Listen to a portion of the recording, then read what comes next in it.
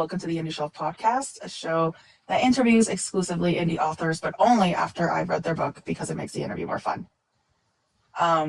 Your name is, well, tell us about yourself. Tell us who you are and what you wrote. Yeah, so my name is Frank J. Camacho. I'm born and raised in New Jersey, been here my whole life. And I started this book probably like 15 years ago. I was writing it on and off throughout college and high school and post-college. And then finally, like the last 2 years, I was like, I got to pull the trigger and get it out there because, time is not going to stop. So I wrote the Monsters They Made Us.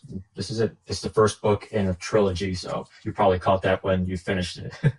Yes, I did. And I also saw some TikToks that you made about working on your second book. So Yes, it's called The Monsters We Became. So that's the sequel.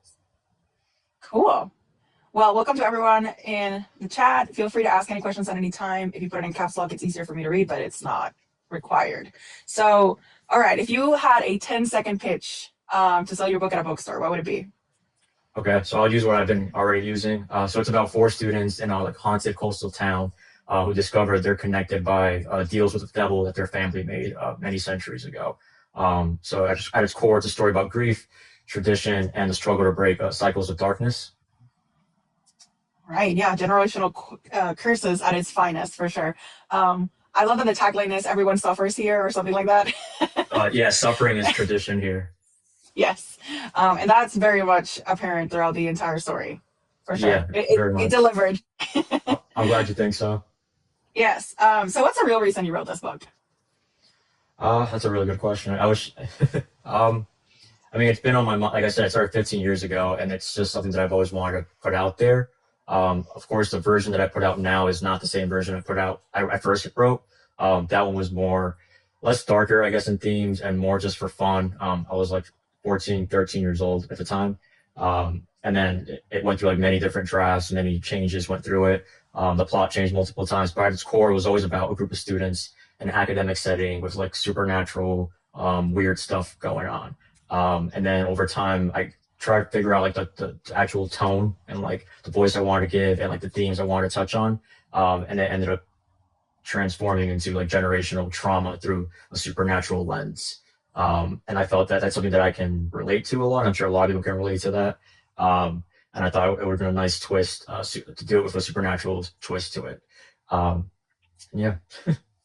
Yeah, it seems The Monsters They Made Us is absolutely phenomenal. One of my top reads of 2025. Wow, those are big words. Thank you, Haley. I've spoken to Haley, yes. Hello, Haley.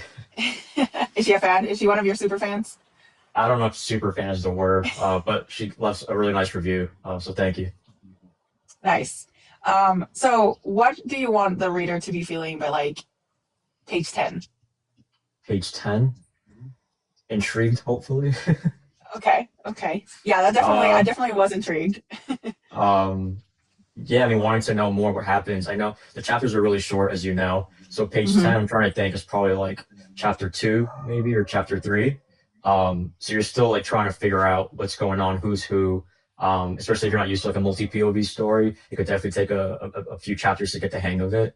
But hopefully, like by page 10, they're just intrigued and want to find out more about these characters, the town, and what's going on. Especially like after the first chapter, the way it ends, you want to know what's going on with Dorothy and what all that meant.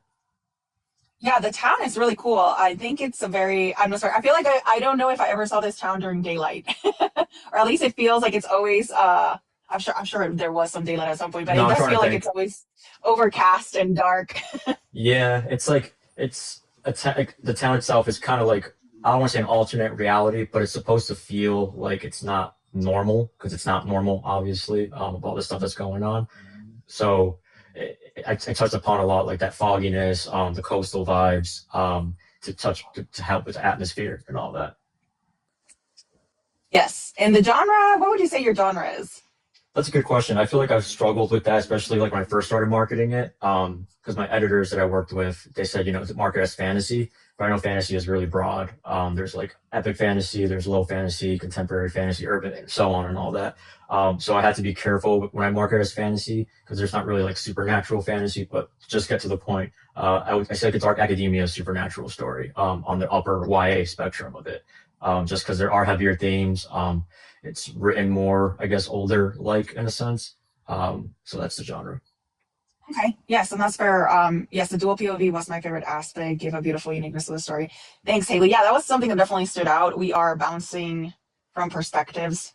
And it's interesting the perspectives that you chose. At least for me, I didn't know why. Like, for example, we were never in Ophelia's head. But I now I get it after I read it, but I just thought it was very interesting the people that you chose to be inside their head. And I feel like you don't really get to know why until almost the third quarter of the book, which I thought Hmm. was interesting. Okay, so let's talk about the book. No spoilers, right? Right. What would you say is the vibe of your book in 3 words? Moody, supernatural, and glamorous. I've been using that recently on my marketing stuff. So that's what that was a really easy question. I've been trying to go with like that. Like that's like the sub tagline, like moody, glamorous, supernatural. Um, we'll see how it Definitely glamorous. we'll see how it works out in the next couple of months while testing it out. Okay. Hauntingly beautiful. Yes, I do think it's very haunting. I agree with that. That's the word that was popping up in my head as I was reading. It is a very haunting, not only like the setting, the town, but also like their friendship and their relationships. They're so strange, but they're also in this like country club, Richie Rich backdrop. Hmm. What inspired you to go that route? Because they're all like annoyingly wealthy. Um, well, boarding school itself usually has wealthy students from the research I've done. I've never been to boarding school, and Okay. the way they're portrayed. But Gossip Girl is a huge influence for that. I use that as like a comparable a lot. It's one of my favorite shows. And I just always was intrigued by like how an outsider going into that kind of wealthy world, hence Dorothy, the outsider going into that world, and the social dynamics that go in between being part of that world and not being a part of the world. I just feel like people really like, usually like, or at least I like glamorous settings when it comes to like entertainment. You can, it's like a fantasy in its own way, even though it's kind of real life. Because I'm not living in that kind of lifestyle. So it was fun for me to write. And to build up on that, the Gilded Age was a big influence as well. I know that the architecture was a big thing in the book. I described a lot of stuff. Some people didn't like it. Some people liked it. I mean, I get it. Too much description. um, but I really wanted to make the reader feel like they were a part of like the story and the town and these houses. So that was another aspect that I wanted to include the Gilded Age architecture and the glamour from that you don't really see as much in current architecture. Everything's so modern nowadays. Um, but yeah. Yeah, no, it was very palpable, and yes, there was a lot of description, but I feel like, especially in their houses and the events, and I don't know, it was cool. I think it definitely contributed to the atmosphere and what you were going for. It wasn't it was a character on its own. Um, so, but you mentioned something. You said some people liked it, some people hate it. So that begs the question: who is this book for, and who will absolutely hate it? I guess obviously people who love dark academia or like atmospheric reads for sure. If you don't like atmospheric reads that makes like builds up to that, it probably isn't for you. Like if you're more of like a action person, the way I describe the book is more like a slow burn introduction into the world. So if you're not really into that, then it probably would you might get annoyed by how slow it is, or you might get frustrated. Everybody's different, of course. Yeah. Yeah, actually, Valhalla, I think this book will be right up your alley. So in that sense, since we already had like this major introduction to book one, do you envision book two to be a little faster paced in terms of like delving, like putting the reader right in the action? I'm trying. I'm working on it now. I'm like 50K words in, and I'm trying definitely to not make it as slow in the beginning. It's also my first time working on a sequel or a book too, because I've been on this first book for almost 15 years. So it's like it's very different and weird. And I'm learning and doing some research online like about like tips and advice for a sequel and what not to do and stuff like that. So definitely trying to make it more action packed. Now that you kind of got to know everybody and the town itself. So that's the goal, and we'll see how that ends up happening. Isn't it crazy how the second book is almost harder than the first because now you have all these plots and you're like, I have to tie it all together. It's definitely a challenge. What I find the most difficult is how do you like reference something without going too deep into it, like something that happened in book one. You definitely like Yeah, and like you know what I mean. So I'm kind of just doing trial and error and just throwing words out there right now. It's the first draft, so yeah, it's time to make a mess. So that segues perfectly for the next question. What was one scene that you were scared to write or that was difficult for you? in book one, Yeah. um, Definitely Declan's hospital scene at the very Oh, oops, that was a spoiler, I guess. If you nah, plan not on really. reading. I feel like they Yeah, all end up hospitalized or hurt at some point. yeah. That was definitely the hardest because it's very personal for me. Mhm. So that's the answer without giving too much Okay. away. Okay. Um, so what do you think is going to be, maybe it's going to be a harder question, but what do you think is the promise that you make the reader when you're marketing your book, when they grab your first book, and do you think you keep it? I hope so. um, but a promise is like I said, when I did book signings and all that so far, I say like it's a story of grief and tradition and like the struggle to break inherited darkness, in other words, generational trauma. So that's kind of like the promise. And I do think I stay true to that. There's a lot of grief. It's not a happy story. That's another thing. If you don't like sad stories, this probably isn't for you. There's very little Yeah. there's light moments that I try to throw in with Lola. She's kind of like the comic relief in a sense because she's so theatrical sometimes. Okay. So that was Interesting. that was my attempt at making some light humor in it. I would have not described Lola that way. For me, that was Nick. I loved Nick. Nick was like, whenever Nick was on the page, I was like, okay, whew, we get a breather. Um, so let's talk about characters. We kind of went naturally there. Which is your favorite character, and then what character scares you the most? Lola's my favorite. I mean, that was part of Really? why I brought her up. Yeah, it was a lot of fun to write. She was inspired by like Blair Waldorf and Gossip Girl. She has a little bit like Cheryl Blossom from Riverdale, and then some like of my own like antics involved as well. Like I'm very shy on camera, obviously, but I have my own quirks and all that, like Lola does, and she was my fun to write. And the one that scares me, um, I don't know, maybe she also scares me, honestly. I think I wrote her out to be like intimidating that way. So I would say she falls into both of those responses, I'd say, because everybody else is pretty nonchalant, that's going through their own thing and kind of like learning who they are. She's the one that claims she knows who she is, but then at the same time, she also has a little bit of growing up to do. So that's I would pick her for both answers. She's a very dynamic character. I agree. Um, so which character? And I'm scared that it's going to be the same answer. Which character would ruin your life if they were real? Uh, I feel like it's the same answer. Yeah, Lola's a heavy hitter in the story for sure. Yeah, She does a lot for everyone. I'm glad you think so. That was kind of like the purpose of her character, and also like you kind of want to, you don't like you hate her in the beginning, or you don't like her, or you're annoyed, and then you kind of discover why she is the way she is, and that she's always like on the back burner in a sense, despite being this like powerful facing person, if that makes sense. Yeah, I think one of my and I highlighted and everything. One of my the parts in the book that like really sat deep with me was when she said, "I just wanted to be chosen for the first time." Like, she's always there for everyone, and then no one ever chooses her. And I don't know, that was very emotional for me. Um, so I'm, she's an interesting character. Yeah, I'm memorable. glad I'm glad it resonated. I think that's something that a lot of people can relate to at some point in their life about wanting to be chosen, whether it's through your friends or your family, or even society. You know, like everybody, especially with social media nowadays, everybody wants to feel chosen in one shape or form.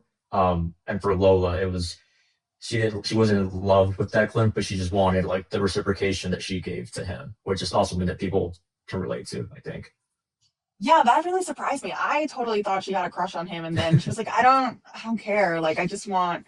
I guess she just. It seems like their friendships were. It's a small town. Their friendships are very important and critical to who they define themselves to be, and there's a lot of tension. And yeah, no, that was a good reveal. I totally thought she had a crush on him the whole time. In earlier drafts, she did, and then Okay. I felt like it was very cliched, like Mm, the typical crush on her best friend thing. So okay. I wanted to avoid that a little bit and add some depth to her. And there's also other things in the works with her for the future books. But it comes off that she's like in love with him, and then obviously it's just more like a overly protective sister kind of vibe. Okay. Yeah. Um. So I think, right, this arc usually has a lot of different characters, but I think this arc is just about Lola. My question to you is, which character is secretly you, if any? That's a good question, actually. I've actually before I published the book, I was like, oh, if I were to like an interview or something, this would be a question that will come up. So funny you brought it up. Honestly, all four of the main ones have bits and pieces of me, and I think again, I bring it up a lot, but like writers can relate to that. You know, putting bits and pieces of themselves into their characters. Um, but like Dorothy, she has like my shyness and like apprehensiveness. And we come from very similar backgrounds. Economic backgrounds, Dorothy and I. Aiden's very like reliable and like kind of like in the shadows of like other people. So I gave him like that part of myself, which I've been involved with. Declan's like my angry side, like angry at things in life that's unfair, while also being insecure of yourself. And then Lola's, I mean, they all have insecurities obviously, but Lola's more of like the hard-headed part of myself that has definitely gotten me into trouble in the past. All four of them are definitely just pulled pieces of me. Okay, fair enough, fair enough. Let's talk about your writing process. So, what part of writing is like exciting and fun, and then what part is it like pulling teeth? I love editing. What? Mhm. That's crazy. Yes, we have Yeah, someone that's on your side of the. Sorry, it's go fun. ahead. It's fun. It's fun, like picking your own stuff apart and like trying to make it better. Think of different ways to say something, and go back and fill like any like missing points. Brad Penn Nation. um, and I think the first draft I don't like. I'm realizing that now as I write the second book that it's not fun at all. Um, and I think the first book was easier because there were so many first drafts, like probably like Mm, dozens of them. In wow. the course of like because it changed a lot, you know, like characters got removed, the setting got changed a couple of times. So it was like always a first draft for like years. So I think that was easier. Yeah. Yeah, just like drafting the analysis paralysis is real. Yeah, it's really about that raw creation. Hmm. And I And I think think it's, go ahead. oh, now you can go. Go ahead. I was gonna say, and especially with like the second book, it's just like trying to connect the parts from the first book. It's been a challenge, so hopefully it comes out okay. It'll be fine. And yeah, we were gonna say the same thing. I was gonna say, especially in the second book when you're just like raw creating sort of because you have to tie everything together. Hmm. Um, so what is your drafting style? Are you like a chaos goblin or you're a spreadsheet lord? What are you?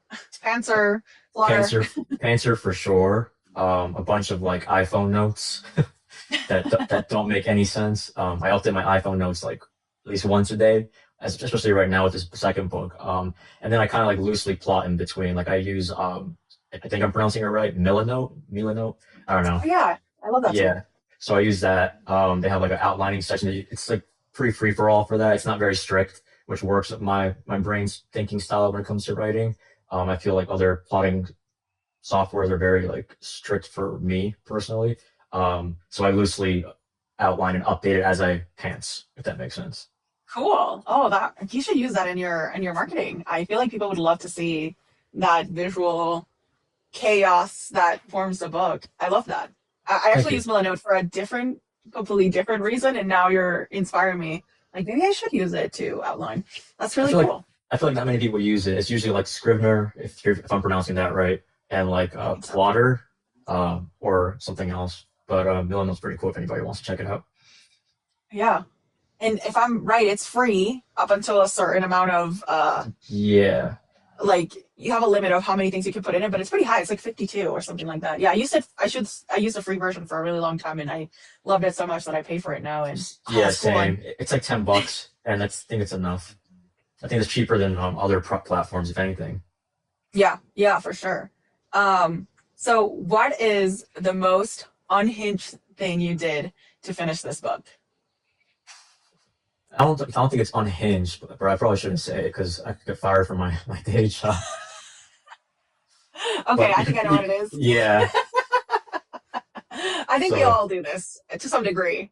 Um, I wrote my first novel in little notebooks during my break hour, so I totally get you. yeah, so that was probably like, especially with like my own set deadlines with like the editors I was working with. There was definitely like some pressure, self-induced pressure to get it done, to finish this one. Yeah, no, you gotta have those self-made deadlines. That's one of the tools in the indie publishing toolbox. Tisk naughty. Hey, I don't saw judge, that. don't judge. This is a safe space. We listen and we don't judge. um, so what is a writing rule that you break on purpose? Uh, That's a good question. Hmm. Like Are you a rule breaker or a rule follower? definitely rule breaker. I feel like I've had editors point things out. Like I definitely make really short sentences, if that makes sense. You Hmm. probably noticed that a bit. Um, yeah, I don't know. I'll have to think about that. Okay. Okay. Well, now while you think about that, I kind of just go with whatever's coming out. You know, like I don't really follow any rules per se. I mean, obviously, like placing a comma where it belongs. Um, but I just like do my own thing when I write. I don't really adhere to grammatical rules. sure. Uh, within Okay. reason. Within reason. I mean, you read the book. I think it was grammatically right. It was grammatically correct. Yes. Yes. You can place a comma where it belongs. Yeah. Um, hey, that's half the battle. Okay. Commas are, I sometimes overuse them. Sometimes I underuse it. Commas are tricky things. Um, so rule breakers equal innovators. Gotta take chances. I agree. I agree. So let's go into the T segment. So what is the most controversial opinion that you have about your genre? I don't know. Well, it also depends if you even consider my book the genre that I consider like dark academia. I know there's a lot of discourse over the way that you interpret dark academia. Um, some people feel like if it doesn't discuss certain themes like humanities or like critiquing society and things like that, that it can't be classified as dark academia. That if you just have like gothic architecture and like a tweed jacket, those are just vibes. Um, Okay. this might bite me in the ass later, but I think that it's not that serious. It's like it's a genre, but that's I guess a controversial opinion. And we'll see how that Okay. goes. All right. No, that's fair. I think, yes, your book is definitely dark academia. I don't think I could classify it anything else. I mean, I could classify other things. I'm just saying that it's definitely not dark academia, um, both Not. literally and figuratively. Um, Mhm. if they're not studying, it's not academia. Oh, they're studying. Um, there's books involved. Yeah, they have to study in between generational trauma, but yeah. Yeah. Um, so what's a trope that is associated with dark academia that everybody loves and you just absolutely can't stand? Um, I don't think I have one, honestly. There's not really a trope that I can't stand. Probably because I don't. No, I mean, no, I don't have one. I mean, yeah, no. I was trying to think of Wow. something. I love it. How perfectly neutral. I want Um, to stay neutral. um, what is one moment during this whole crazy process that you kind of looked at yourself and said, "Oh, wow, I think I'm an author now." Uh, before publishing it or after, you mean? Just throughout the whole process, that first time that you were like, "Wow, maybe I am actually an author." I guess when I got my edit letter from the developmental editor that I worked with, it was very, I guess, real and like the feedback was good. And obviously there were areas to work on at the time. But I was like, oh, well, this is like the real deal, like the whole package and everything, getting it from her. So that was kind of that's what I would say right now for that. Oh, we Well, have a question from the. Oh, sorry. Go ahead. I was just gonna say I thought of a better answer now. Sorry. Go I for guess it. my first signing at Barnes and Nobles, that was kind of like a moment where I was like, oh wow, this is real. So that's a better answer, I think. Yeah, that's a big deal. So Uh, one question from the audience: what is a line or scene that has the strongest grip on your heart? hmm. It would be literally probably the last chapter of the book.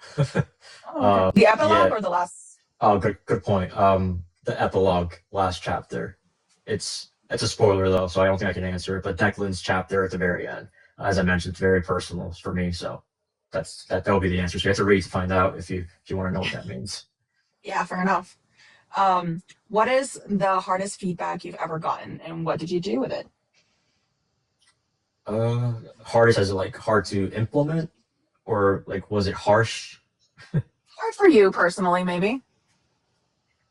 In the developmental letter, I'm trying to think. There was basically that certain characters were the voices weren't sticking out at the time. So Okay. that was definitely like hard because I thought at the time I was doing a pretty good job at that. So I had to go back to the drawing board and fix that up. And basically like really dive into these characters' heads and like their personality and kind of like make them stand out from apart, especially when you're doing a multi POV book. Yeah. No, I can see that. I can definitely see how that can be a challenge. So you are indie published, self-published? Yes, Great. Why did you choose that for yourself? that's a good question. um, I think for the first, most people say creative control, and that's definitely a big factor for me. It's funny because I have like query letters that I wrote when I was like 16 years old, thinking I was going to get an agent at 16, for just practicing at the time. And for the longest, I thought I wanted to do traditional publishing. I didn't even know self-publishing was like an option until probably like 5 years ago. And then I did some more research on it, and it sounded like a lot of things that I wanted to do. Like I wanted to be involved with the editing process and like finding like the person to do the cover, really hands-on, as you know, for indie publishing. And that appealed to me more than having a middleman between everything and hurdles and having like the worth of your story decided by like what's trending or by like how many followers you have on social media, especially that's a thing that's happening recently. I've been hearing about. So I didn't like that aspect of it, the waiting period, and just waiting all that time to potentially just not be able to get your book out there when you could be doing all that work yourself if you have the resources and the time, obviously, to get it out. And it just feels, I don't know, for me personally, it feels like a huge accomplishment. Like, hey, I did all this, not alone because I've had help from, editors and designers and feedback from beta readers and everything. But you were like kind of like a project manager for all of it. So that's probably why. Yeah. We have one question from the audience. What's Lola's Starbucks order? That's a hard, I haven't even thought about that. You gotta I know feel their like Sharpies order. I feel like she's a very like classic, girl. Probably like a latte or a cappuccino, keeping it simple for her. Um, I could see she has a very like she probably I could see her being like, oh, a caramel macchiato is like a commoner drink or something because that's just her personality. But yeah, That's my order. nothing wrong with it. Mine is a white chocolate mocha. So Nice, nice. That's a good one. Um, so back to the indie and self-publishing. Yeah, I think that that is a very common desire for indie publishers is to like kind of like just said have complete control over your baby. Man, people really love Lola. Let's see, what kind of music would Lola listen to? uh, I feel like she would be kind of a Swiftie. Not gonna lie. Uh, I like Taylor Swift music, so that's why I give it to her. But I can also see her liking some kind of like rap, even though she doesn't seem like it. Uh, oh come on, Mahal. We listen and we don't Oh, judge, okay? She's great though. You would love Lola actually. Yeah, she'll be a Swiftie and listen to Tupac. She's I am judgy about Tay Tay, but not in my podcast. Not on Book Talk, only offline. no worries. It's fine. Jess is one of my besties, so she's giving me a hard time. We love Lola's choices. That's just off the um, top of my head. I would sit down and think about it. She has a no, playlist on Spotify, but it's songs that relate to her story, not songs that she will listen to. So if you're, yeah, you're one of the things that stood out to me, and this is something we'll talk about a little bit later. But since we're on the subject, your marketing is super cool. You even while you were writing it before you released it, you had like character profiles, and you did a lot of like making us fall in love with these characters before we even read the book, like be intrigued by them and be excited about them. So I commend you for that. thank you. That's really validating to hear. Yeah. Because as you know, and people on here probably know, we're authors. It's like social media is just like frustrating, like the algorithm and like getting people to see it, and like you put all this time into like a post, and then it's like 300 people, and it's like, which in perspective, that's a lot of people, but in TikTok, it's not. So. But hopefully, the right people are finding it, and thank you. Yeah, it's a lot of work. And when I totally get what you're saying. My husband is really kind, and he tells me if you put 300 people in a room, wouldn't that be impressive? And I'm like, okay, fine, and that makes me feel better. But yeah, totally get the frustration of like putting so much work into something and then not Yeah, breaking that. But yes, it is reaching the right people because I completely found you through social media. yeah, and that's like you'll see someone do something the same thing as you, and it's like it blows up. That's the most like frustrating thing ever. It is. But It really is. So in that sense, what surprised you the most about publishing that kind of no one warned you about? Was it the marketing? I guess, yeah. I mean, like I knew from following authors who were already published or self-published, traditionally or self-published, that they had to market their own stuff. Um, so like it wasn't like a complete surprise, but the fatigue that comes from it was a little bit of a surprise. So that's the aspect that I think I struggle with the most on a daily basis as an author. Fair enough. Fair enough. What was your, obviously you said you've been working this on for 15 years, which is a really long time, but kind of when you kind of locked in from that first draft that you were like, this is the one that I'm going to take to the finish line to publishing. What was that timeline? I'm sorry, can you repeat that? I got distracted by reading your comment. Absolutely. Don't worry about it. Yeah, it really drains the creativity having to show up online every single day. Absolutely. 100%. And the question was that I know that you said that you were writing this book from 15 years, but there was a moment I'm sure where you decided to lock in and use that draft to take it to the finish line. From that point onward, what was that timeline like? How long did it take you? Oh, like 3 years, I'd say. Just with like just all it has to do with like discipline involved. Having the right mindset. Like I was moving between those 3 years, so that was a factor as well. Started a new job within those years, so it's a lot of different elements that affected that timeline. So it could have been done maybe shorter. Who knows? If that wasn't going through all that, but I think it worked out for the right reasons. And yeah. Yeah. Do you think the second book is going to be faster? Yeah, and I think that's my own pressure, but also just from observing what people do, like in the traditional publishing world. Especially when everything's so fast paced and like you have to get people's attention. I feel like you can't wait too long in between the first and the second book, and I just feel like I could take 2 more years to do this one, but the goal is this December for this. So yeah, which is I know like crazy to think because it's like, well, it took you 15 years to do the first one, but it's like I'm in a better place now. 15 years for the first one, 15 months for the second one, 15 days for the third one. No, I'm just kidding. Hopefully, no. Um, what did you spend money on? So obviously everyone knows that being an indie author comes with cost, unless you have all the time in the world and you can just do this, right? So what did you spend money on that was worth it? And what did you spend money on that was like, oh, in hindsight, I wouldn't have done that. The cover was definitely worth the money. That's like the number one thing for sure that I budgeted the most for. And I think I've gotten really good reception from it from people. I'll show it again, but Yeah, show it again. this is the There cover. we go. Um, so that, and then the thing that wasn't worth it, I think all of it was worth it, honestly. Like the copy editor, like I needed that. Um, yeah, I can't say anything was not worth it this far. Because you gotta get all that done in a sense. So yeah, no, it was all worth it. It's Nice. needed. Yeah. No, I think that's a good reminder for many people, myself included, that it is worth it. Um, your so tell me your speaking of what you spend money on. What's your current stack? Like, who do you have on your belt? Are you going to use them again? Kind of walk us through your team. Yeah, so I'm definitely gonna use the same cover designer. His name is Tim Byrne.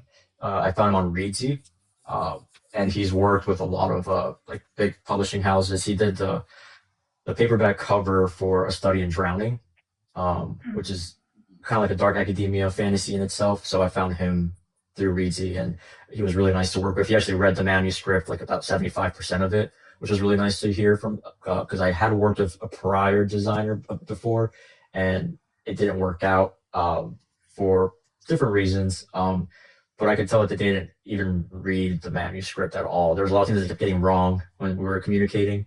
Um, so that was unfortunate. But yeah, I'm working with him again. And then I would love to work with the same developmental editor. Not sure how that would work in terms of the fact that it's been like probably like a year and a half since they looked at the first book. So it's very, I'm actually really curious to see how the developmental editor works for a sequel. You Okay. know what I mean? Yeah, Because like, totally. especially if they have no background knowledge of the first one, That's something I have to figure out for sure. But and aside from that, yeah, I think I would love to work with the same people. I'm a creature of habit, so I like to go back to the same people. Um, but yeah, That's fair. That's fair. Did you have ARC readers? I did. Yeah, I would go back to them, the same ones if they're still interested. I have their social media and email contact, so I would definitely contact them again if they were down to read it. Is there anything that you did DIY? Yeah, so to kind of like an incentive, I did like art boxes for like the first 20 people who signed up. So that was a lot of fun to do. Like I got like boxes from like Amazon, and like fillers and all that. And then did like bookmarks, using like the background from the cover itself. Um, I hand wrote like like thank you letters and like everything and did That's nice. the wax stamping, that a lot of people do with their letters. So that was all DIY.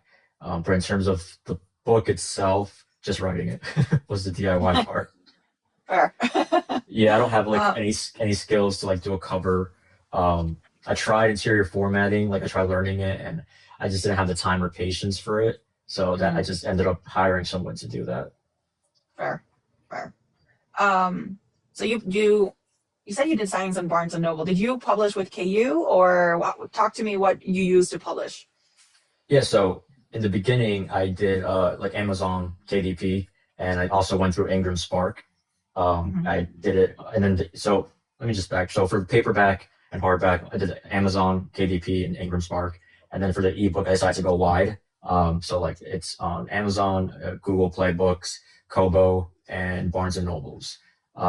So I'm not sure if you're familiar with the term wide, but it's when you're available all over the place. Because if you go on Kindle Unlimited, you're restricted to just Kindle Unlimited. You can't publish your ebook anywhere else. Um, so until recently, I was wide, but then last month I signed up, or this month actually, I signed up for Kindle Unlimited. So I had to pull back the ebook from Kobo, Barnes and Nobles, and Google Play, just to see if I could reach a different audience that way.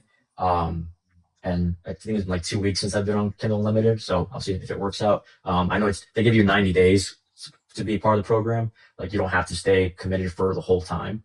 So I'll see how it goes after 90 days, and whether I'll renew that or go back to being wide because I did have some downloads from Google Play, Kobo, which I know is pretty big in Canada, and Barnes and Noble's ebooks as well. We have a question related to that in the audience. How did it do on Kobo? Not as good as it did on Amazon. It was probably like 21 downloads in the course of like 3 months. But it was still, like I said, reaching new people far and wide that way, and you're not restricted to like KU, that's why I didn't do it at the beginning. I didn't like the restriction that you're kind of like tied to them. Again, only for the ebook. Um, but I'm trying it now, so I'll see how it goes. And what of all your marketing, because I feel like you're very hands-on on your marketing and very creative, what has actually moved the needle for you? Like what was successful conversions and what was kind of a waste of time? Still trying to figure that out, honestly. Uh, I try everything, like as you've seen, and but not sure what's working or what's not working. So like I'm not sure what's converting to sales or what is converting to sales. I wish there was a way to because like I'll get like a comment that says somebody like is interested, doesn't mean they're gonna buy it right away, obviously. Um, but basically just I mean, yeah, I don't know. I wish I knew. I really don't know. Fair enough. It's a tough question. Yeah, If you had to restart from zero tomorrow, what would you do first or what would you do differently with the whole book, with the whole process? Yeah. I think I would have done arc sooner, maybe. Um, oh hey, it's Shannon.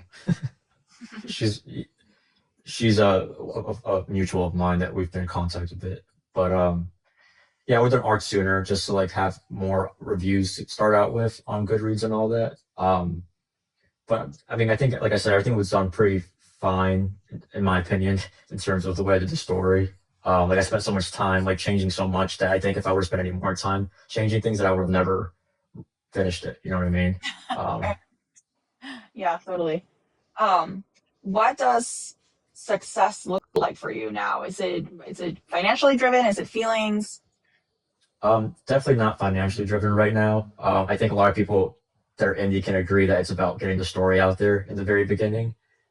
Like it's nice to see, like royalties here and there, but definitely it's getting more people to read it, like hearing more people's thoughts on it, whether it's good or bad, just reaching more readers, honestly, is what I think success would look like right now. Nice. Yeah. So do you have any moment during this process that you almost quit? No, I feel like that was never really an option. Okay. Like it was something that's been in my like part of me for so long, writing, and like the story itself, and it's like couldn't go without thinking about it. So I feel like it had to get out there one way or another. Um, but there are times with social media where I feel like just like quitting, like Yeah. it goes back to that. When you like put effort into something and then it doesn't really work. So even till like this like week, it was just like doing some posts. I'm just like, is it even worth it? I was like, I just keep going, I guess. Yeah, well, here's a moment where it isn't working. Shannon just screamed at the top of her lungs that Fern is a beautiful writer. So Thank you, hopefully that Shannon. makes it worth it. And yes, Michael, changing. Yeah, I can definitely relate to knowing having to decide when to stop and keep moving with your story because you could change your story Yeah, forever and never pull the trigger and put yourself out there, which I think is so terrifying. yeah. It was terrifying, but I think now it gets easier. I can say that if that helps for you. Yeah, thanks. What is a belief you had about yourself before this book that changed after publishing? It's a big question. Um, I think I thought I was gonna care more what people thought, like in terms of like people, you know, and I ended up not caring as much after like the first 2 months, I think, even though it's only been like 3.5 months. Um, just because like insecurities and everything. So I thought I was gonna care about that a lot more, and I ended up not. Because like it's out there, and it's after that you can't really do much about it. Granted, Yeah. you could pull it down, of course, like if you wanted to. That's something I would want to do. But once it's out there, it's kind of just you accept what you put out there, and what people, not everybody's gonna like it. Um, and that's the case with any book, movie, song, even a house. Somebody might like a house, somebody might not like a house. You know what I mean? I don't know. What do you want readers to take from this book emotionally?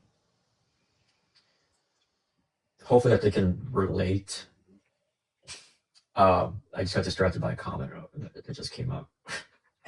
Um, Sorry, that was distracting. That they're not alone in their feelings and the things that they feel, and like whether it was with their families or their friends. I focus a lot on like platonic relationships in the book, and like how that can be just as like toxic as like romantic relationship. Um, Whether it be because your own expectations that you have in that relationship, or things that are like missing or miscommunications and things like that. But hopefully that you feel, trying to figure out what the right word is, like you're not alone, I guess. Hopefully people can relate. I think that's something that a lot of writers hope, obviously, for people reading their books. Yeah, no, it is a very powerful feeling. I think it's a very universal struggle to kind of be haunted by some generational craziness. Some Yeah, it's families like, carry a lot of baggage. yeah, and it's not always like your fault that these Hmm. things happen. Sometimes like you don't have a choice in the way you're raised, or the things that happen to you as a kid, or even in adulthood or pre-adulthood, stuff like that. Um, and that everybody's figuring it out kind of as they go through life. Yeah. How do you feel about AI in creative spaces? Yeah, that's no, it's scary, honestly. Because I remember when it was starting to become a thing, like on about like on book talk and everything about like M dashes being an automatic signifier of AI. That like I like them a lot, and there was a point where I was thinking about deleting them, but then I was like, if people think it's AI because of an M dash, then I can't control your thoughts about it. But no, I don't think it belongs in the book space at all. I think it's better off used in like science and medical spaces, like for helping. Like I saw something where I think it was like meta glasses, where it's like somebody who's blind couldn't really, it helps them identify while they're shopping. So it was like, oh, like meta, what am I looking at? And it was like a pasta sauce or something. I think that for medical uses, it could probably have a lot of success, but not in creative spaces. And especially with like social media and the way that it's like making you question things that are real and not real. Like I've seen Yeah. so many like videos that I thought was real and ends up being like AI, and I was like, oh gosh, I'm gonna be fooled in like 50 years when I see like an ad for something and it's not real. Um, but yeah, that's my thoughts. Yeah. I think we have a unified front on protecting M dashes. I see that. Um, Yeah. yeah, I feel the same. Went in just deleting M dash out of fear, but not could care less. Yeah, I deleted all my M dashes on draft one, but by draft three, I call it the revenge of the M dashes because as I was perfecting my sentences, I was like, yeah, you know, I would go great with this sentence transition, an M dash. So Exactly. yeah, no, I feel that. Um, so what is one piece of advice that's popular but it's wrong in your opinion? Hmm. Maybe I'm not socially inclined enough. What do you Okay, mean well, like what's one piece? what do you mean like Yeah, you know, popular? yeah, right. Well, you know, that's a great example of an example. Um, I don't agree with that completely because like I feel like I wrote a lot about things aside from like the generational trauma, like the more personal aspects. Those are things obviously I know because I lived through it. But like I didn't grow up in like this opulent world that the characters all live in my book. Um, so I feel like I had to like research that and just like just based off like somewhat stereotypes and like things you see in the media and like TV shows and movies and kind of just like put that all together and kind of make it feel like you do know what you're talking about in terms of these wealthy individuals. But I would never know what that lifestyle was like. Um, that's an example of like I wrote about something I didn't really know, but maybe that's too niche or too specific. Oh, that's perfect. There's another one here. Only write one genre at a time. Do you think you're like in one genre, or do you think you encompass more than one? In this book, Hmm. Yeah. definitely more than one. Dark academia, there's like fantasy elements. Supernatural isn't really like a genre, it's like a subgenre. So there's that. Um, I guess those three really are the main ones that I would say. But I don't think you have to stick to one genre. I don't think any book really just sticks to one genre because like you could still have like a romance book and there could be aspects that are like horror involved, like a horror romance. Somebody wants to see the cover Yeah. Show again. your cover again, and then yes, and then some of the stuff said the advice should be write what you love, explore what you don't know. I agree with that. I And agree. then Katie reads, Frank, what's Oh, up? Y'all go hey read Katie. Monster That. Yes. That's why we're here. I read it this week and we're chatting about it and his journey through indie authordom. Yeah. What's the advice that you wish someone would give you or would have given you before your first release? Um, these are all really good questions. I wish I kind of had like some preparation for this. No, that's the best part. I've done I've done two other podcasts and they've always prepared the questions. So this one was kind of like cold, just doing it cold out here. That's how we like it. To not take like negative reviews personal, Mm. and not to like dive too deep into it, like not to let yourself fall too deep into it. I remember when I first got like a really bad review with the first ones. I thought about it for like 3 days probably. And like I questioned everything and I was like, oh, is everybody who liked it just being nice? Um, like you just question everything. Yeah. So Just going a downward spiral. that's advice I wish somebody would have gave me in the beginning of this process. Okay, fair enough. Um, what should indie authors stop doing and what should they double down on? Hmm. What should they stop doing? Like, I don't know. I feel like what are they doing that's so bad? I don't know. You tell me. I feel like when you're in this space, you're kind of like figuring it out, but also looking at Yeah, what everyone else is doing. I do kind of feel that once you are in the author space, whether traditionally or indie, you have to tread lightly when reviewing another author's work publicly. Um, it's a, Interesting. yeah, I mean, I came across a few like videos on TikTok about that, and like there's different opinions on it. There's no right or wrong way, but it's kind of like that's someone who's kind of like your colleague in a sense. Um, and like you wouldn't really criticize your colleague at work publicly unless they did something really wrong, obviously. But like that's something that I feel like that I wasn't really aware of or thought about when I was, first starting. I mean, 3 months ago when I first published it. That if I did read like another author's book, that your words are out there and kind of reflects on you in a sense too. Like especially when you're being like if you're drag like bad mouthing them, like you know what I mean. You wouldn't bad mouth your coworker, so that's something that I think you should be aware of. And then you said what was the second question again? What should they double down on?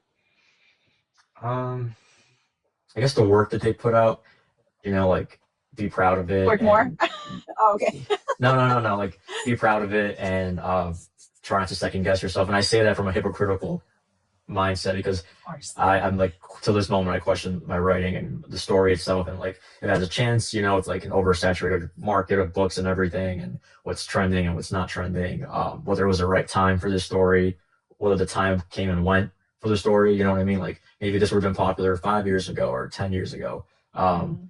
But I feel like that's obviously very unhealthy. So just double down on what you put out and try your best to be proud, which I say as someone who's trying their best to be proud.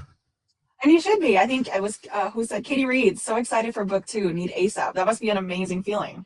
Yeah, and I saw Sky also commented that. So hello, Sky. She was, I think she was an ARC reader, if I'm not mistaken. It's been a couple hectic months, but yeah. That's wonderful. That must feel very validating. So, what is your favorite line that you wrote? Like something that you wrote and you were like, wow, damn, I wrote that? I'm really bad at remembering my own lines, which is crazy to think because now I know like it's not the same, but like I've seen like singers who like forgot their own lyrics to a song. But I get it, and that's different. Like for them, it's like but they're repeating it more often, so maybe it's not the same. Um, but I really do like the tagline, like "Suffering is tradition" here, and I know that's like cheating because it's right on the cover of my book and it's easy to remember. But I felt like it was kind of like edgy in a sense, and like some people thought it was so. Some people thought it was funny in a way where it's like they read it and they're like, yeah, they are suffering. So I would go with the tagline. I'm trying to remember from the top of my head like a line or anything. Like Oh, my Katie, memory's do us just a really favor. bad. Oh, button, don't be angry. Yeah, yeah, that's a good one. And I love the tagline thing you said because when I started the book and I read it, it was almost like a challenge to see how true that was. And I remember being about halfway through the book and being like, oh dang, he did mean it. These guys go through it. Yeah, Which is good on you. looking back, I realized I put Dorothy through a lot. You uh, did. I feel like that comes up as a lot of feedback from like my friends and like just some people. And like there was a madness. What is it? A rhyme to the madness, a reason to the madness. Like I wanted her like her final moment where not without spoiling it to feel earned and like justified, like all the anger, the frustration, the grief, all the emotions that she felt in that moment. I wanted it to feel earned. So that's why I kind of put her through that. Um, and yeah, that's just the point with that. Yeah, I always highlight while I'm reading, especially for the show, and have like little live reactions. There's a couple of sentences that you wrote that I really enjoyed. In chapter two, Lola sat at her vanity, wrapped in a silk robe that offered little comfort against the restlessness inside. That was such a cool sentence. I don't know, it speaks to that kind of glamour. That's when I knew that this was going to be a very glamorous book. Oh, okay. I'm glad you thought so. I mean, yeah, definitely the first line for each character is needed to touch upon who they were and give you like, hopefully with that first sentence, you knew who they were going to be like. Um, Dorothy's is obviously her first sentence is tragic, and that kind of lines up with the rest of her story. Lola's is very like glamorous, like you said. Declan's is immediately in his insecurities. Like the first sentence is like, oh, people think he thrives at parties and all that, but he's like anxious behind it. And then, if I remember correctly, Aiden's first sentence kind of starts very similar, where it's like he's in the background or being erased. Yeah. There was a sentence that I really resonated with. It was, he passed a mirror without meaning to look, but caught a glimpse anyway. And you do a really good job at sparkling these like little moments of personality while you're transitioning from scene to scene that I thought was really clever in your Thank writing. you. Um, what is this a real city? Did you go on vacation somewhere and it inspired it, or what? Tell me more about that. Finally, a question that I'm prepared for. um, so it started out like the first draft. It was like just this random like town in Massachusetts, not really much to it. It was a boarding school, and then probably like 10 years later, I visited Newport, Rhode Island for the first time. Um, and became obsessed. Like at that time, I was really big into like nautical things. Like I had like anchors here and there. Like everything was like nautical themed in like my bedroom at the time. For the age I was, which is funny. But Newport, Rhode Island really solidified the setting. Especially when I went to visit the mansions there. They have like the mansion row or whatever. All the Vanderbilt mansions are there. So that inspired a lot for Driftmore. And then I kind of wanted to give it some like that, like witchy kind of vibe. So some of Salem is involved. But it's heavily inspired by Newport, Rhode Island. From the wharf, Galleon's Wharf, the Salty Dog, which is the coffee shop that Noah works at and Dorothy tries to get a job at. That's Mhm. based off a coffee shop in Newport, Rhode Island as well. And then I just threw in a few other like made up things into the setting. Cool. Who is your main character, would you say? Because I know they're all main characters, but like who's like the main character? So, well, for this book, it'd be Dorothy. It's funny because older versions, Declan was the main character. Um, but somehow I'm not sure, trying to remember why I changed it up to her. It felt more appropriate, like coming in from like an outsider perspective, um, than somebody who's already in this world. Because as a reader, you are an outsider to this world as well. So I feel like you kind of come in with Dorothy, who's an outsider, and you kind of have like your buddy in a way, but not really, if that makes sense. Like she's like your buddy as being an outsider to the world. Yeah. So Dorothy's definitely like the main character, and she's if really realistically she is like the catalyst that causes all this change in Driftmore and the characters. I loved how we were figuring out what was going on along with Dory. Yeah, me too. Me too. I loved all the little realizations as we read through it. And I want to apologize. Earlier I said Nick, but I really meant Noah. Noah was sorry. You Noah you was my favorite. you did, but I didn't know how to like point it out. I didn't want to correct you, so I was like, let's just go along with it. I No, didn't no, want no. to be I meant rude. Noah. No, You you're could have good. been rude. So yeah, sorry about that. And the reason I should have remembered because I highlighted this sentence where he said, "You can call me Noah, no relation to the Ark." I remember reading that and being like, "Okay, I'm gonna like this guy." That was so much characterization with such little words. I thought that was very clever. Thank you. Um, yeah, and of course, your most highlighted portion of your book was when they said they made monsters of us. The woman murmured, not with claws or teeth, but with lullabies that soured. And that was really powerful, and I really enjoyed. I really enjoyed reading that. That really explained the book. That was probably like my favorite. When you asked like what was my favorite line, I probably should have picked that one. I've been using it a lot in my marketing, and I feel like you're right. It does explain like the essence of the book, that like the generational trauma and like the things that your family did or their decisions are affecting you now as a teenager or an adult, and that they do these things and they call it love, even if it looks different depending on what kind of family you're raised in. And you might not think it's love, but they think it's love, and that's kind of like what the quote was trying to say. Um, so Yeah, it's very powerful stuff. Um, well, what are you writing next? What's going on with you? I know you're writing book two, but after this series, is this you just had to get the story out of you, or is this the beginning of a big career? that's a really good question. This is all I have right now. So I'll probably just work on this for the time being. Like I said, it's a trilogy. I do have an idea for like a prequel. So we'll see if that is something that people would be interested in reading at the time. But essentially, it'd be the parents of the current cast and how they dealt with the things that their kids are dealing in the current series, with a little bit different things here and there. So Well, there's people here that are very passionate about it. Better be the beginning of a writing career. I love the monsters they made us. Katie says, I need all the details. I will have my calendar marked. So excited. Um, that's really nice. thank you I guys. guess these are your super fans. I always ask my guests to give me a one liner. It could be a philosophy, it could be something about your book, but just give me one liner to remember you by. Uh, by me. Mhm. Yeah, These are really deep questions. I'm much better at writing than speaking. you're doing great. Can you ask a different question? Okay. Okay. Well, um, Eat your vegetables.